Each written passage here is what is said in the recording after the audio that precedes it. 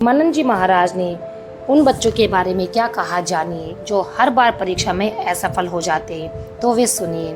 किसी ने प्रेमानंद जी महाराज से पूछा कि राधे राधे महाराज जी परीक्षा में कुछ असफलताओं के बाद मन काफी व्यथित रहता है। एक तरफ लगता है कि मैं कहीं अपने साथियों से पीछे छूटता जा रहा हूँ, वहीं दूसरी तरफ लगता है अगर सफल नहीं हुआ तो मेरा क्या होगा। महाराज जी, ऐसे में महाराज जी मेरा मार्गदर्शन करें। तब महाराज जी कहते हैं, हाँ बिल्कुल, ये नई अवस्था में ये सोच तो होती ही है। अगर बच्चा हम एकाग्रता पूर्वक अपने पाठ को याद नहीं करेंगे तो हम फेल ही होंगे, और यदि हम एकाग्रता से अपने पाठ को, तो हमें लगता है कि फेल कैसे हो गए हम। आपके ग्रंथ इतने बड़े भी नहीं है, हमारे ग्रंथ तो इतने मोटे मोटे थे। स्वाध्याय हर चीज का 10 साल पहले पढ़ा होगा। अगर बात पूछोगे तो अभी भी 10 मिनट में पूरी व्याख्या करके बता देंगे।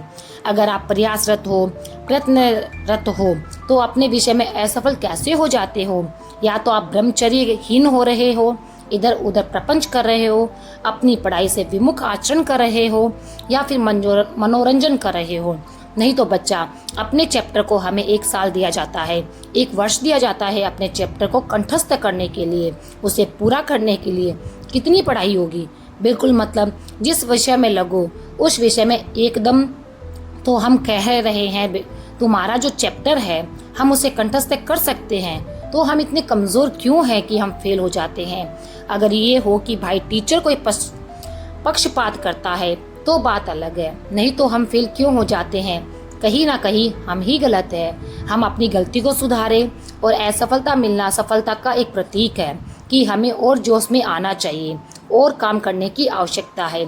आप जीवन में कभी असफल नहीं होंगे। रात दिन पढ़ाई करो, ब्रह्मचर्य से रहो, भगवान का नाम जप करो, माता पिता की आराधना करो।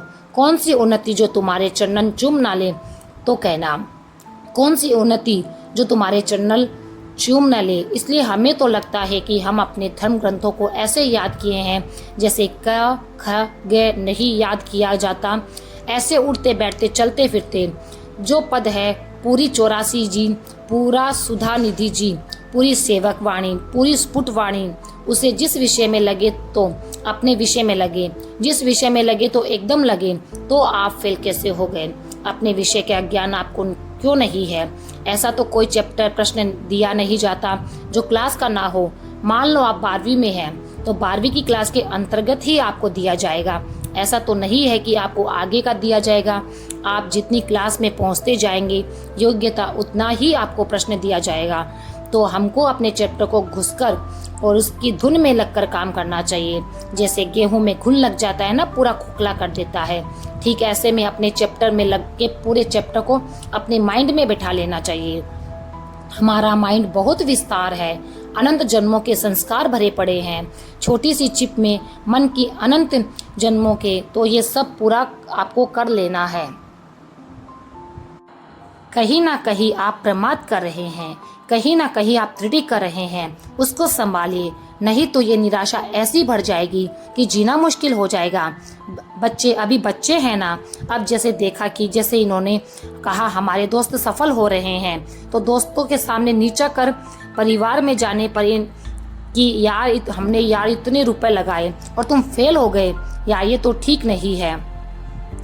अब वो अंदर में इतना घुट जाता है कि उसे एक रास्ता दिखाई देता है। ऐसे कोटा में बहुत से बच्चे जो करते हैं उसका कारण है उसको एक रास्ता नज़र आता है कि अब मित्रों में कैसे जाऊं और घर के परिवार वालों को मुंह कैसे दिखाऊं।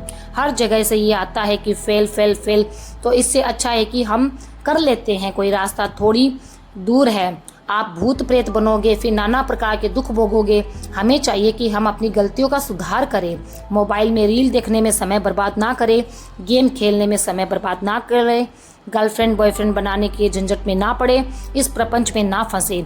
अगर आप सही से चलेंगे और ब्रह्मचर्य का धारण करेंगे तो महाराज जी कहते हैं कि ब्रह्मचर्य में इतनी सामर्थ्य है कि सब कुछ याद हो जाता है।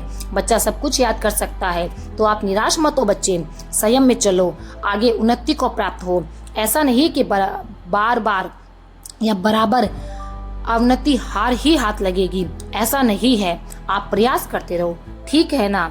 फिर महाराज जी ने कहा कि जीवन की सफलता की सबसे बड़ी पूंजी है कि आप प्रयास करते रहिए।